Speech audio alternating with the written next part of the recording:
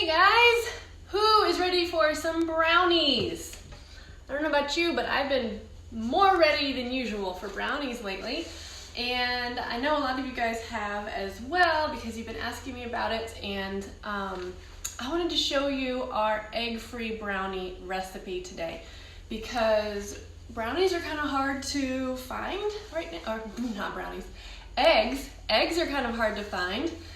And yeah, so we have a recipe that uses no eggs and no weird ingredients. Like if you have the ingredients for brownies, but you don't have eggs, you can still make brownies. And I'm gonna show you exactly how we do that.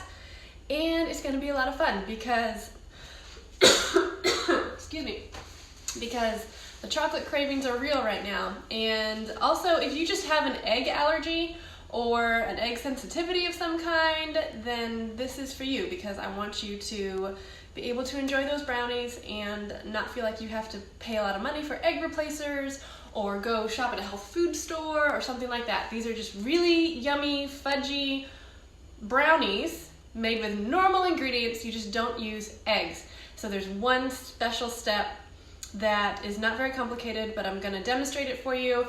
And that way it's just easier to go ahead and make something once you've seen it demonstrated.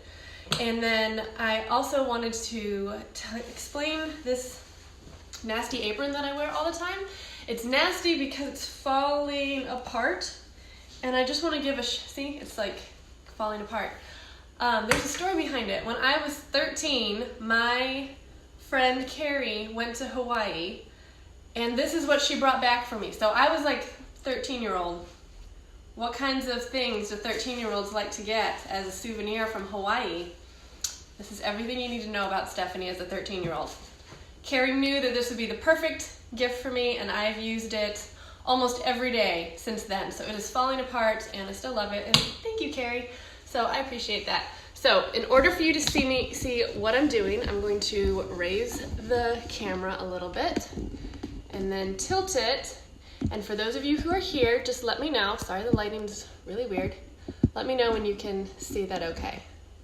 Okay, so that looks like it's all right.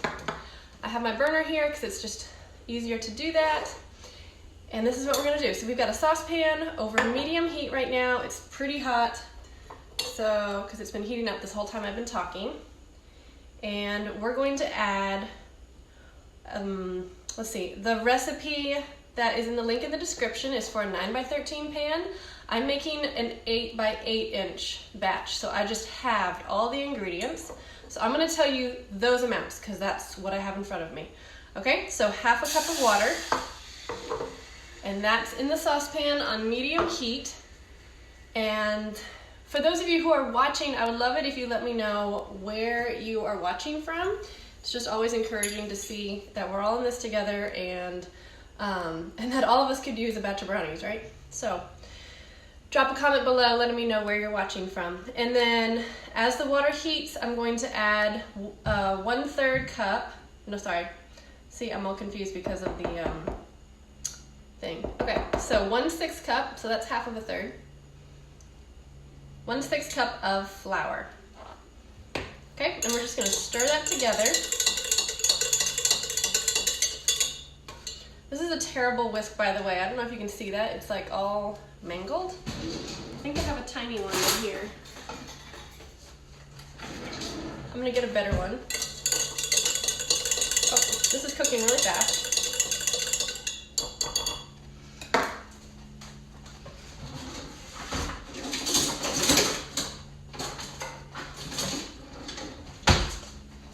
Nope, this is what I got. Okay, so if you can see that in there, it got really thick, really fast.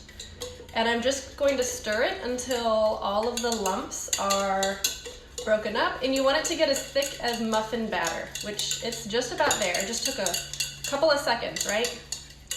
It goes a lot faster when you have the pan already warm.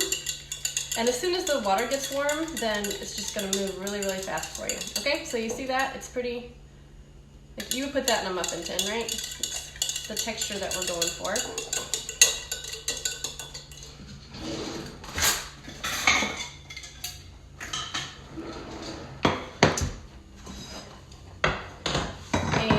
I've got my big bowl right here. I'm gonna turn the saucepan like really low and use a spatula to just, this guy's gonna go over here, scoop it into my bowl. And the goal here is to let it cool completely. So because I'm doing this on a video, I'm actually going to pop this over onto like a countertop far away. And I want this to cool pretty quickly. So I'm gonna spread it out so that it's just gonna cool faster. And I'm gonna set that over here. Now I'm gonna take this guy and we're gonna do another step with it. And I'm just gonna melt some butter in here. We want a 1/4 cup of some kind of oil or butter. Okay, so this is the egg-free brownie mixture. Because these are egg-free, that step of combining the flour and the water in the saucepan, that is your egg replacer. So that's really important. And as you can see, it wasn't that complicated. It was actually pretty simple. So we're just gonna melt this butter. And because butter's kind of scarce, I'm only using half the amount of, like, you're supposed to put in a 1/4 cup of oil or butter in here. So I'm only using 2 tablespoons of butter. And then I'm going to add 2 tablespoons of this neutral oil because I have a lot of this, but I don't have a lot of butter left. I do like to add the butter because without eggs, the butter adds a really good flavor. But if you are dairy-free, then you can still make this with oil, like coconut oil works fine, palm shortening, vegan butter, whatever you want. And this is just, see, you can see it's kind of bubbling right now. So I'm gonna turn this down.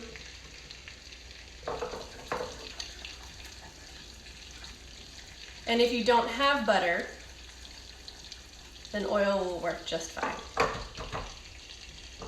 All right, that's pretty warm. I don't really need anything else to cook, so I'm gonna set this aside and put this guy right here. Kind of want that out of the way so it's not blocking your view. And now I'm gonna add cocoa powder to the melted butter. So that is 1/3 cup of cocoa powder. And I'm gonna take this nasty whisk out again. It kind of works, but not really. You can see it doesn't really get into the edges. So that guy did the best he could. Now I'm gonna use the spatula to finish the job. And just gonna combine this. And now that the cocoa is all mixed in, we're gonna go ahead and add the sugar. I've had some people who have used maple syrup. Hey, Jerry Reynolds down there, that is actually my dad. So if any of you see him, go ahead and say hi. Thanks for watching, Papa. So sugar, we're gonna do 3/4 cups of sugar. See, I think I have a 1/4 cup over here. Plus 2 tablespoons. So 1, 2, 3, plus 2 tablespoons, which is half of a 1/4 cup. And stir this all together.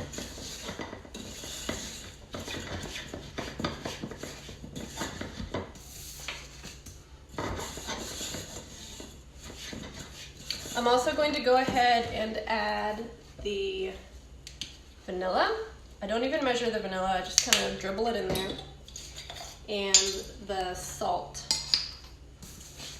You can see I got my cheat sheet right here. I had to write it all out from the blog post because I just wanted to make sure I was giving you guys the right directions. So 1/4 teaspoon in there. Mix it all up. Let me know whether you're watching this live or watching the replay. If you have any questions about the process, then feel free to chime in because I always check the comments and I try to answer everybody.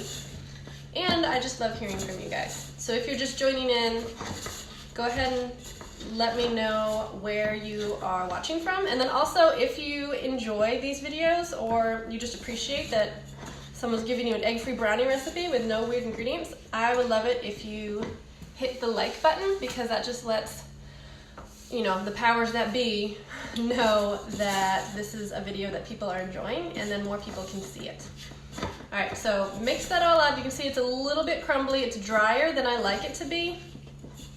I think I didn't add quite enough butter, but I'm not worried about it. I'm just gonna leave it. So stir that together. Now I'm gonna check on the other stuff. So this guy is mostly cool. So this is the weird flour and water mixture that we stirred together earlier. It's not cooled all the way, but I'm not just gonna make you sit here while I ramble on and think of things to talk about. So I'm gonna say it's close enough.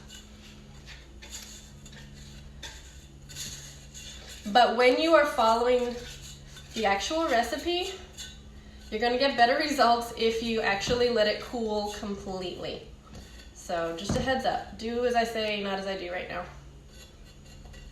All right, that guy's done. Now I'm gonna stir this together. And what you're looking for is for this to be not so crumbly and to look more like brownie batter. So it's pretty liquidy right now. You can see I didn't get all the clumps out. Those are kind of the white little chunks in the batter. And part of that was because I need to replace my whisk, but sometimes I'm purposely trying to show you that it's gonna be okay. Like, you know, the white clumps will be fine. I mean, it's not gonna make the best brownie ever, but it's also going to be just fine, so you don't need to stress about it. All right, so you see how that kind of, it's congealed, right? It looks like it's got egg or just some kind of egg. Egg works in these recipes as a binder. So you can see it's all gooey and kind of stuck together because that's the flour and the water mixture doing its job. So that's set aside. Now we're gonna actually use flour the way that it's supposed to be used. So I think it's half a cup of flour. It's 1 cup, okay. So 1-ish cups of flour and baking powder. You don't have to use as much baking powder as the recipe calls for, because this makes more of a cakey brownie. And they're already pretty fudgy, but baking powder does make it more of a cakey texture. So I actually, if you have the recipe like I told you I'm doing, so that I'm making an 8 by 8 inch pan instead of a 9 by 13 inch pan, then you would use 1 1/4 teaspoons of baking powder, but I just threw in 1 teaspoon of baking powder because it will be just fine. So stir that together. I want it to be a little more fudgy. All right, make sure that's mixed in. And then we're gonna combine them.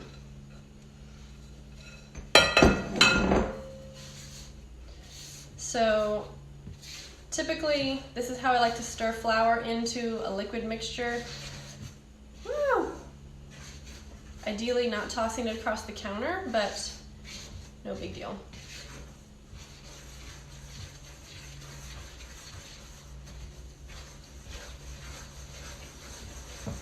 So you can see this is turning out a little bit drier than a normal brownie recipe, and that's probably because I didn't add quite enough butter. But I'm also not too worried about it, like you said, because it'll still turn out really delicious, and I can just spread it into the pan.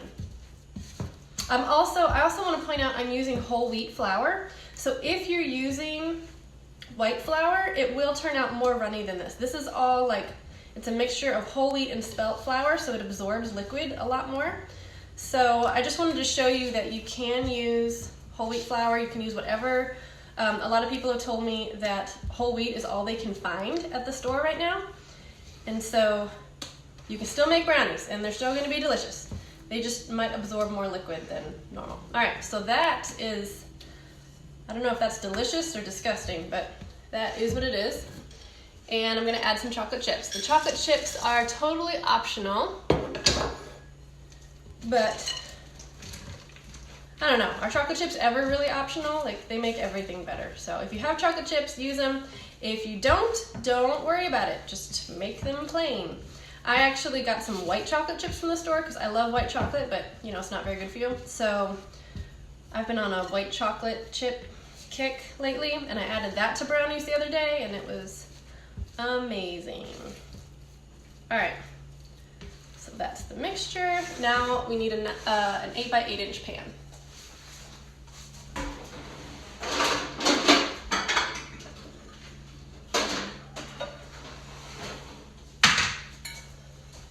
So I have this guy, it's close enough, and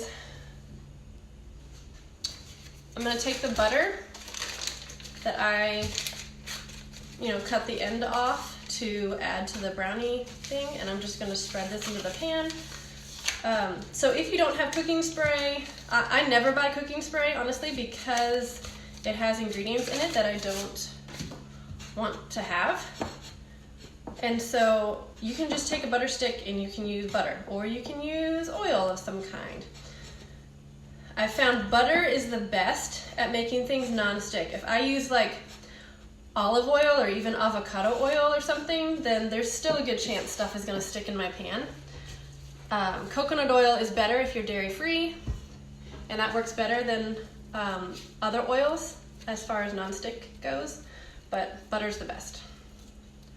So pour it in. If you guys weren't watching, I would like obsessively scrape every little bit off of this, because waste not, want not, right? So then spread it in.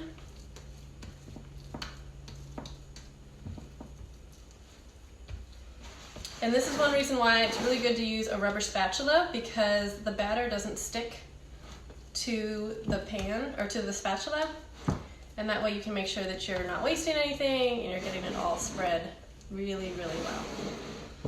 All right, now it's ready for the oven. I'm gonna flip this up, and the phone's crooked. So there we go. Here's the brownies. Wow, that is a very stiff batter. But if you have been missing brownies because you can't find any eggs at the grocery store, you don't have to miss brownies anymore. I'm not gonna tell you this is gonna help you eat healthier, but it might just make this season a little more enjoyable. Brownies are never a bad thing, right? And if you have egg allergies or something like that, then just use that. So I hope this helps you. I hope it helps you save money. Even if it doesn't help you eat healthier, I hope it helps you enjoy homemade dessert, even in times when maybe you can't find what you need, or you just need to use what you have.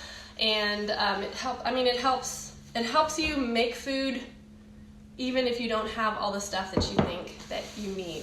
So thank you so much for joining me. If you have any questions, drop them in the comments. Don't forget to hit the like button, and consider sharing this on your feed so that more people can see what they can do with the egg shortage. And I appreciate you so much. Thanks. I'll talk to you later.